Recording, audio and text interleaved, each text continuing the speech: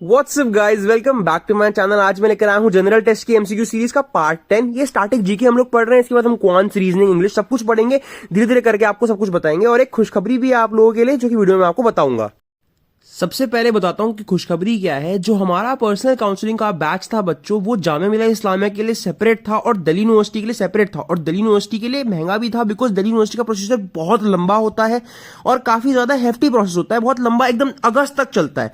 तो हमने एक बहुत कमाल का ऑफर लॉन्च किया है उन बच्चों के लिए जो जामिया मिलिया इस्लामिया की भी तैयारी कर रहे हैं और बाद में ड्यू के लिए भी तैयारी करेंगे। लाइक आपको अगर दिल्ली यूनिवर्सिटी के लिए, सिर्फ दिल्ली यूनिवर्सिटी के लिए पर्सनल काउंसलिंग चाहिए तो उसका प्राइस तो सिर्फ 599 रुपीज है, ठीक है।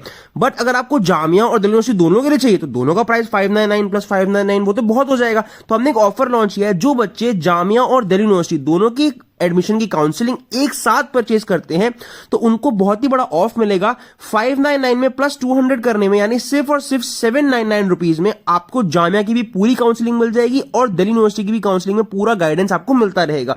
तो जरूर से जरूर करके इस बैच में एनरोल कर लीजिएगा। पर्सनल काउंसलिंग के रिलेटेड कोई भी डाउट हो तो मुझे इंस्टाग्राम पे डीएम करके पूछ लीजिए, मैं आपको खुद ही सब कुछ समझा दूंगा कि भैया वहां पे क्या क्या चीजें आपको मिलती हैं, क्या क्या पर्क्स मिलते हैं। जैसे कि आपको सारे एमसीक्यू वीडियोस की पीडीएफ मिल जाएगी, पीवाईक्यूज मिल जाएंगे और भी बहुत चीजें मिलेगी, गाइडेंस मिलेगी, स्ट्रेटजीज मिलेंगी। बाकी आप मुझसे इंस्टाग्राम पे डीएम करके पूछ सकते हैं, वरना गूगल फॉर्म नीचे दिया है उसको भर दीजिए, आपको मेरा व्हाट्सएप नंबर मिल जाएगा, फिर वहां पर सारे पर्क्स आपको अपने आप ही मिल जाएंगे। बाकी आज के पार्ट को शुरू करते हैं। इससे पिछले के पार्ट जिन भी बच्चों ने नहीं देखे हैं जरूर एक बार उसको देख लीजिएगा। किसी भी तरह को पार्ट को इग्नोर मत कीजिएगा, बिकॉज सारे ही बहुत बहुत इंपॉर्टेंट हैं, ठीक है। इसके बाद जब ये सारे, इसके मैं नियरली 20 पार्ट्स कराऊंगा पहले जनरल टेस्ट के, फिर उसके बाद मैं क्वांट्स शुरू करूंगा और रीजनिंग भी साथ ही साथ शुरू कर दूंगा। तो टेंशन नहीं लेनी, आपका पूरा जनरल टेस्ट का सिलेबस चलेगा, साथ में डोमेन्स की पढ़ाई भी चल रही है। आप शाम के टाइम में डोमेन्स, हर एक दिन छोड़ के डोमेन्स की वीडियो आ रही है। लाइक कॉमर्स डोमेन की मैं बात कर रहा हूं, अकाउंट्स, बीएससी और इको की, तो उसको भी आप लोग देखते चलिएगा, कुछ मिस मत कीजिएगा। आज की वीडियो को स्टार्ट करते हैं। किसी भी तरह कोई डाउट मन में आए तो कमेंट बॉक्स में पूछना। बाकी चैनल पर नए हो बच्चों सब्सक्राइब तो जरूर करना, बेल आइकन जरूर दबाना, बिकॉज देखो जामिया के और सीयूईटी के दोनों के रजिस्ट्रेशन फॉर्म्स, एप्लीकेशन फॉर्म्स खुलने वाले हैं। दोनों को भरने के लिए सेपरेट वीडियोस आएंगी। पूरा पूरा फॉर्म आधे आधे घंटे की वीडियो में लॉन्ग वीडियो बनाकर भर के दिखाऊंगा, एक स्टेप आपको करके दिखाऊंगा, आपको कुछ भी नहीं मिस करना पड़ेगा। आइए आज की वीडियो को स्टार्ट करते हैं। सब्सक्राइब जरूर कीजिएगा, बेल आइकन भी जरूर दबाइएगा, बिल्कुल चैनल से जुड़े रहिए, सारी अपडेट आपको टाइमली मिलती रहेंगी। चलिए आज की वीडियो को स्टार्ट करते हैं। जवाब दिया, आंसर कोकोनट ही था। वेरी गुड गाइस, आज की वीडियो को स्टार्ट करते हैं। India brand equity fund was established in, ये जो इक्विटी फंड है इंडिया का, ये फंड एस्टैब्लिश कब हुआ था? 1996, 1998, 1978 या फिर none of these? Answer is 1996। पहले के 5 क्वेश्चन इकोनॉमिक्स से जुड़े हुए होते हैं, अगले 5 ज्योग्राफी से, अगले 5 हिस्ट्री से, अगले 5 पॉलिटी से, अगले 5 जनरल साइंस से। आपको मेरा तरीका तो पता ही चल चुका है। Next question, mixed economy means, मैंने पहले कुछ ने बताया था कि इंडिया में मिक्स्ड इकोनॉमी चलती है, पर मिक्स्ड इकोनॉमी होता क्या है आपको पता तो होना चाहिए कि इंडिया में क्या चल रहा है। इसमें को existence of small and large industry होता है, हमारे यहाँ स्मॉल और लार्ज इंडस्ट्री दोनों है, या फिर को existence of agriculture and industry in the economy, who नहीं को होगा, बट कोई बात नहीं, को existence of public and private sector.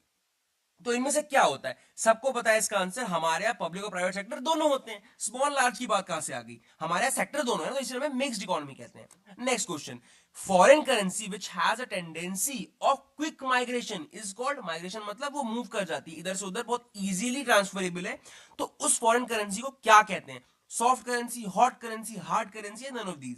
Easy है यार, कोई चीज क्विक हो रही है, क्विक मतलब गर्म है, हॉट, सबसे तेज पार्टिकल्स किसके मूव करते हैं? जो चीज गर्म होती है, that is hot currency. Next question, the lowest infant mortality rate is in, सबसे कम इन्फेंट मोर्टालिटी रेट किस चीज में है? किस जगह पे है? महाराष्ट्र में, बिहार में, नागालैंड में, केरला में? सबको पहले तो ये पता होना चाहिए भाई कि इन्फेंट मोर्टालिटी होता क्या है, कि जो बच्चे 1 साल से कम की उम्र में जिनकी डेथ हो जाती है उन बच्चों को काउंट किया जाता है इन्फेंट मोर्टालिटी में। मतलब छोटा ही बच्चे की डेथ हो गई, नहीं सर्वाइव ही नहीं कर पाया। ऐसा सबसे ज्यादा कहां हो रहा है? सबसे कम हो रहा है केरला में। सबसे ज्यादा कहां है इन्फेंट मोर्टालिटी रेट? आप मुझे बताएंगे कमेंट सेक्शन में, रिसर्च करोगे तो आपको याद भी रहेगा। इसलिए मैं आपको हर वीडियो में एक ना एक रिसर्च का काम जरूर देता हूं, ताकि आपको याद रहे चीजें कि भैया ने ये बोला था, हाँ इसका आंसर तो ये होगा। Who is the author of the book man and economics, कौन है वो बंदा जिसने ये किताब लिखी थी मैन एंड इकोनॉमिक्स? ये आता है क्वेश्चन बहुत बार, मैन एंड इकोनॉमिक्स बुक के बारे में बहुत बार पूछते हैं, जामिया में भी और सीयूईटी में भी। तो किसने ढूंढी थी ये बुक? सॉरी, कौन इसका ऑथर है? Myron Scholes, Robert Mundell, Rudi Dornbusch या फिर जॉर्ज एकरलॉफ? इसका आंसर है रॉबर्ट मुंडल। रॉबर्ट मुंडल ने लिखी थी मैन एंड इकोनॉमिक्स। इकोनॉमिक्स हुई खत्म, आ जाते हैं ज्योग्राफी पे। Tulbul project is associated with what? जो आपका तुलबुल प्रोजेक्ट है वो किस चीज को लेकर किया गया था? बीज के लिए, रावी के लिए, झेलम के लिए, या फिर सतलुज के लिए? ये सब के सब खाने की चीजें नहीं है, ये नदियों के नाम है। ऑब्वियसली बात है, प्रोजेक्ट किस पे हुआ? नदी पे होता है ना प्रोजेक्ट। बीज बी पे हुआ था, रावी पे हुआ था, झेलम पे हुआ था, सतलुज पे हुआ था। झेलम, तुलबुल प्रोजेक्ट झेलम के ऊपर किया गया। The most flood prone state of India, सबसे ज्यादा फ्लड प्रोन मतलब सबसे ज्यादा फ्लड आने की संभावना कहां बनी रहती है? सबसे ज्यादा पानी वाली जगह नहीं पूछी है, वरना लोग मौसिन राम करके चले आते हैं कि वेटेस्ट स्पॉट तो मौसिन राम है, पर सबसे ज्यादा बाढ़ आने की संभावना कहां बनी रहती है? Most flood prone state, Assam, Andhra Pradesh, Bihar या उत्तर प्रदेश? आंसर है Bihar. Next question, the atomic power plant which became active recently, अभी रिसेंटली कोई एटॉमिक पावर प्लांट, ये रिसेंट तो नहीं है, 3-4 साल पुरानी खबर होगी, अब तो रिसेंट नहीं कहेंगे इसको, वो कहां पर है? कलपक्कम, नरोरा या तारापुर या कायगा? ये कायगा, ये थोड़ा 3-4 साल पुराना करंट अफेयर है, बट आ सकता है। एटॉमिक पावर प्लांट है। Which of the following is largest tribe in India, सबसे बड़ी ट्राइब इंडिया के अंदर कौन सी है? टोडास, टोडास, गोंड्स, भिल्स या गरोज?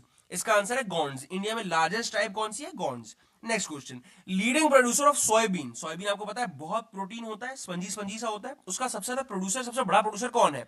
महाराष्ट्र है, पंजाब है, केरला है या मध्य प्रदेश है? तो जी हाँ, इसका सबसे बड़ा प्रोड्यूसर है मध्य प्रदेश।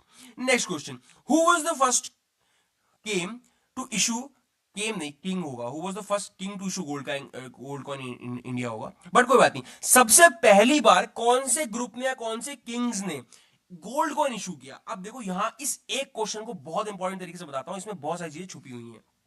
तो पहले तो बताओ, किसी को पता है कि सबसे पहले गोल्ड कॉइन किसने इशू किया था? मौर्य ने, इंडो ग्रीक्स ने, गुप्ताज ने या कुशन्स ने? ये देखो, बहुत सारे क्वेश्चन के आंसर इस एक क्वेश्चन में मैंने आपके लिए छुपा के लाया था।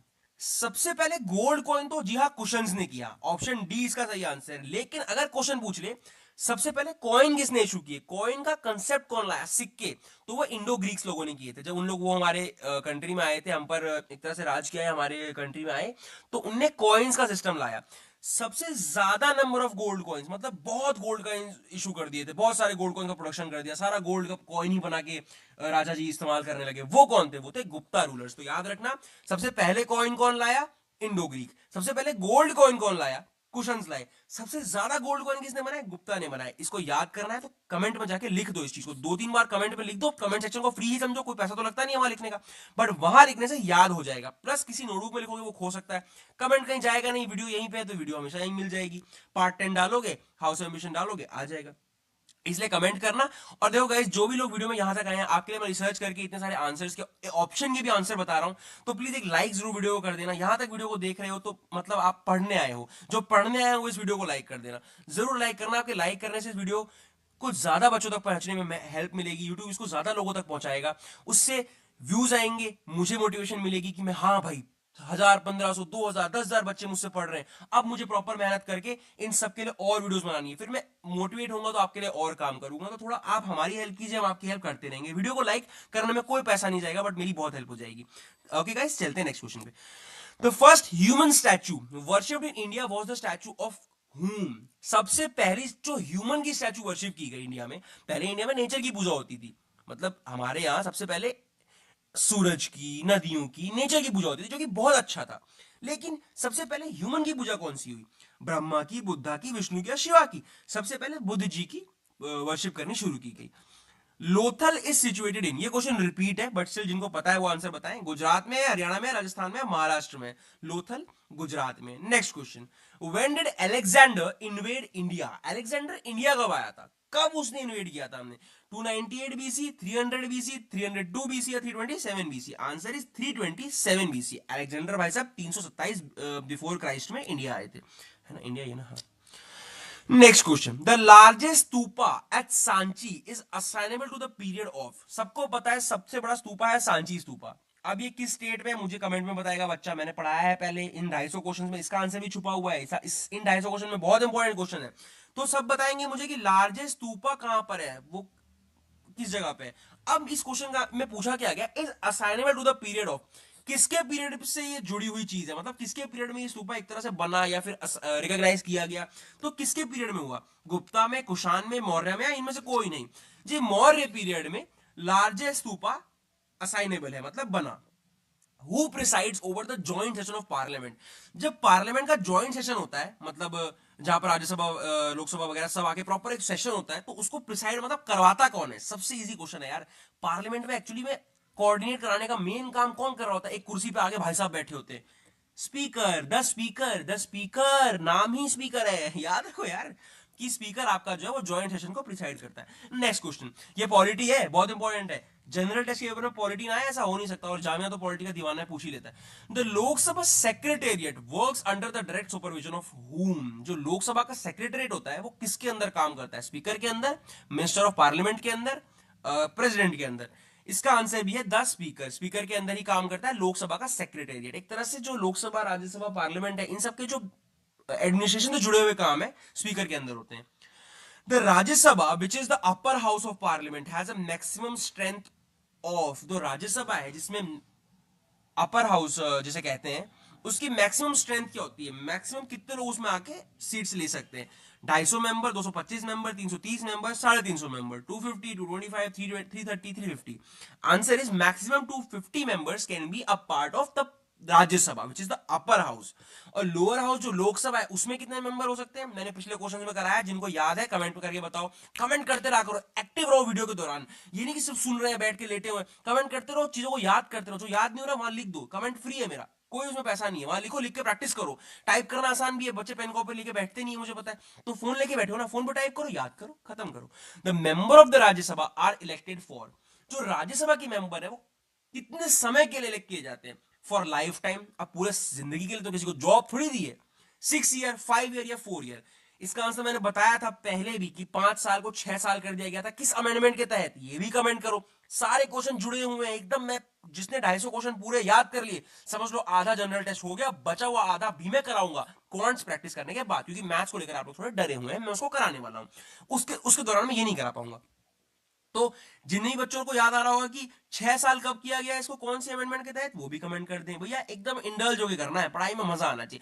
The Rajya Sabha is a permanent house. और जो बच्चे नहीं इंडल्ज हो पा रहे, नहीं समझ पा रहे, वो जाकर फर्स्ट पार्ट से पहली सेक्शन में जाओ और जनरल टेस्ट सीरीज के एकदम फर्स्ट पार्ट से देख लो, पूरे 10 पार्ट देख लो। नहीं तो जाओ 100 MCQ सीरीज नाम की एक प्लेलिस्ट चल रही है, उसमें सिर्फ 2 ही वीडियो है, 100 करके। उसमें ये 100, इसमें स्टार्टिंग के 200 क्वेश्चन आपको मिल जाएंगे, वो कर लो, जो आपको ठीक लगे कर लो, लेकिन करो यार, पढ़ने का ही सही समय। The Rajya Sabha is a permanent house but 1/3 of its member retire every 2 year. Rajya Sabha तो हमेशा काम करती है, मतलब वो परमानेंट है, कभी भी खाली नहीं होती, सब लोग एक साथ रिटायर कभी नहीं होते उसमें। लेकिन उसका 1/3 मेंबर हर 2 साल में रिटायर होता है, उसका आधा मेंबर हर 3 साल में रिटायर होता है, 1/2 of its member. 1/5 of its member retire every year. उसके मेंबर में से एक पंचौल हर साल रिटायर होता है, यानी 1/5 हर साल रिटायर होता है। तो क्या ये सही बात है? या फिर उसका आधा मेंबर हर 2 साल में रिटायर होता है? सारे ऑप्शन मत रटो, कंफ्यूज मत हो, सिर्फ आंसर याद रखो कि राज्यसभा एक परमानेंट हाउस है, मतलब उसमें हमेशा लोग होते हैं, वो कभी खाली नहीं होता। लेकिन उसके 1/3 मेंबर यानी 1/3 लोग हर 2 साल में हटा दिए जाते हैं। 1/3 2 साल में, 1/3 2 साल में किसके? राज्यसभा के हटा दिए जाते हैं। चलते हैं नेक्स्ट क्वेश्चन पे। ये आ गई general science. Pure water can be contain from sea water. किस प्रोसेस के थ्रू सी वाटर से प्योर वाटर को अलग किया जाता है? फिल्ट्रेशन, डिस्टिलेशन, एवेपोरेशन या फ्रैक्शनल डिस्टिलेशन? इसका आंसर है डिस्टिलेशन। जो भी लोग साइंस के बच्चे, उनके लिए तो क्वेश्चन मक्खन है, मजाक है, लेकिन जो भी लोग अदर स्ट्रीम से हैं उन लोगों को इसमें इशू आ सकता है। और साइंस वाले बच्चे भी भूल गए होंगे क्योंकि बेसिक साइंस है, बचपन की है, तो इसको जरूर करना। पेपर में जनरल साइंस को लेकर बड़ा ऑब्सेशन रहता है पेपर सेट करने वाले को, कम से कम 5 क्वेश्चन डालता है इसके। तो समझ लो भैया कि 60 क्वेश्चन में से अगर आपके 5 क्वेश्चन मैं ही सही करा दूं तो 25 नंबर तो मैं आपको यहीं से देके भेज रहा हूं, और बड़े इजी आते हैं general science. Next question, common salt is obtain from sea water. अब भैया नमक कैसे अलग करते हैं पानी से? सबको पता है, इवेपोरेशन से, फिल्ट्रेशन से, सब्लिमेशन से या फिर क्रिस्टलाइजेशन से। इवेपोरेशन से पानी उड़ जाता है, नमक अपने आप अलग हो जाता है, इवेपोरेट करा दो पानी को। नेक्स्ट क्वेश्चन, कॉमन सॉल्ट को कहते क्या है? Sodium chloride, sodium bicarbonate, magnesium chloride या फिर कैल्शियम क्लोराइड? जी हाँ, कॉमन सॉल्ट को क्या कहते हैं? सबको पता है, सोडियम क्लोराइड। अब इसका फॉर्मूला क्या होता है सोडियम क्लोराइड का? मुझे कमेंट करके बताओ जिसको भी पता है। Washing soda is, washing soda क्या है? सोडियम क्लोराइड है, सोडियम कार्बोनेट है, सोडियम बाइकार्बोनेट है, कैल्शियम कार्बोनेट है। अब सोडियम क्लोराइड जो कि है NaCl, वो तो ऑलरेडी नमक को हमने दे दिया, तो वो तो ये हो नहीं सकता। तो वॉशिंग सोडा क्या होगा? Sodium carbonate. याद रखना, सोडियम क्लोराइड नमक होता है और सोडियम कार्बोनेट वॉशिंग सोडा होता है। इस तरह से याद करते चलेंगे हम लोग। Last question of the series. आज इसका आंसर भी मैं ही दे दूंगा, होमवर्क नहीं दूंगा, बिकॉज अगली वीडियो से ये क्वेश्चंस आने नहीं वाले हैं। अगली वीडियो से आएगी quants, that is your maths. Lime water, यानी जो लाइम वाटर, यानी आप समझ रहे हो लाइम का मतलब, जिस बच्चे को इसका लाइम का मतलब पता है मुझे वो कमेंट करके बताया। मैं ज्यादा चीजें बताता नहीं हूं, आपको करने के लिए बोलता हूं कि आप रिसर्च करो और आपको चीजें याद हो जाए। मैं बोल दूंगा, आप भूल जाओगे एक बार वीडियो देखने के बाद, खुद ढूंढोगे तो ज्यादा पता चलेगा। जो सही करेगा मैं कमेंट लाइक करूंगा। लाइम वाटर कंटेन्स व्हाट, उसे लाइम वाटर क्यों बोलते हैं, क्यों उसको कहा जाता है कि वो नींबू जैसा लग रहा है, नींबू पानी जैसा लग रहा है, उसमें क्या होता है ऐसा, why it is called lime? Sodium hydroxide, calcium hydroxide, sodium carbonate या कैल्शियम क्लोराइड? तो उसमें कैल्शियम हाइड्रोक्साइड। तो गाइज यहाँ पे खत्म हुई हमारी आज की वीडियो। आज की वीडियो को मिलाकर 250 क्वेश्चंस हमने कंप्लीट कर लिए, 10 पार्ट्स हो गए, 10 और पार्ट्स आएंगे, नियरली 500 क्वेश्चंस मैं इसकी कराऊंगा आपको, ताकि आपके पास एक अच्छा ढांचा तैयार हो जाए।